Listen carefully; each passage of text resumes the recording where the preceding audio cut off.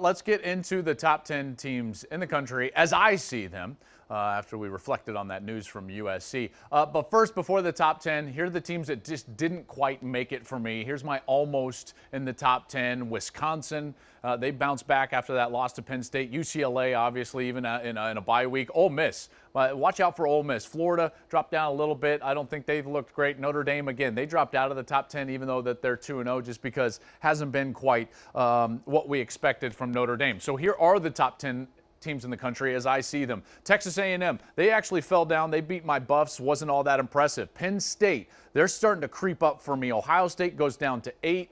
Iowa, I tell you what, a couple of ranked wins right there. Cincinnati has looked dominant. Clemson is right there. Oregon all the way up into the top 5. There's OU, there's Georgia, and of course Alabama.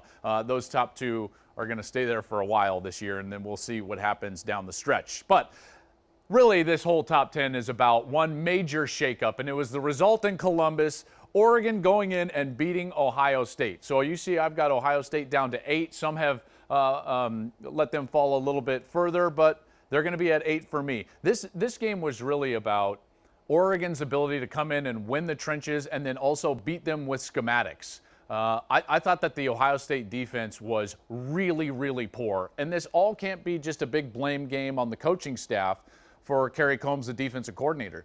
The players have got to accept some of this responsibility. And I'm going to show you on film exactly the type of play that was going on in the shoe on Saturday. This is one of the touchdowns. They're in man coverage, Ohio State is, okay? The linebackers are going to what's called banjo the running back. If he goes right, one takes him. If he goes left, the other takes him.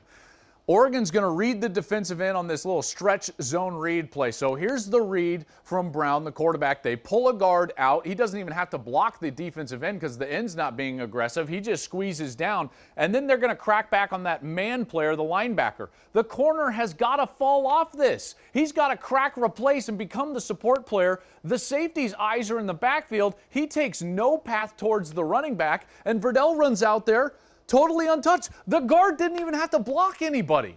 That is just terrible defense. All right, that play is designed to work from a defensive standpoint. That's just not the coordinator's job. That's terrible execution from the players. Here, a very similar style of play. The difference is they're going to motion in and then actually crack this defensive end. You're going to get the same nasty split from the wide receiver. He's going to go in and he's going to block these man players and try to get this sweep on the outside. Watch this one block.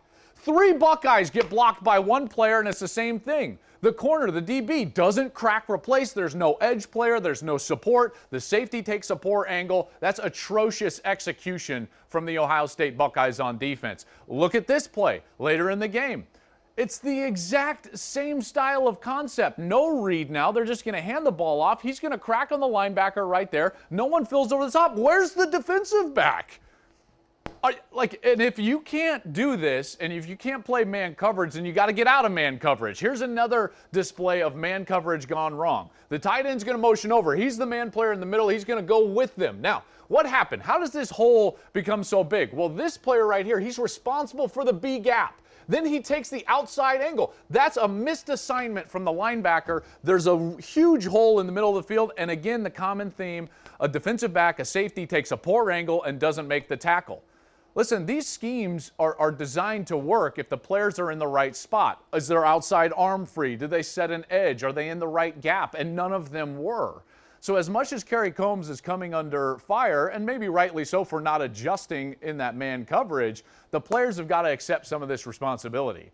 Ryan Day has said there's going to be some changes coming on defense. I expect some of that to be personnel driven, the guys that are on the field. I expect that to be maybe staff related and who's calling the defense. And then we'll see where they go from there from the scheme perspective. One thing that I would do with Ohio State, they've got young secondary players with a lot of length. All these corners and safeties are 6 foot, 6'1". Ryan Watts is 6'3". Put them in zone coverage. What does zone coverage allow you to do? Put your eyes in the backfield. Recognize what's going on the football field and reacting and making the play. It's one of the things that makes Iowa's defense so successful is that they've got eyes in the backfield. It allows them to create turnovers.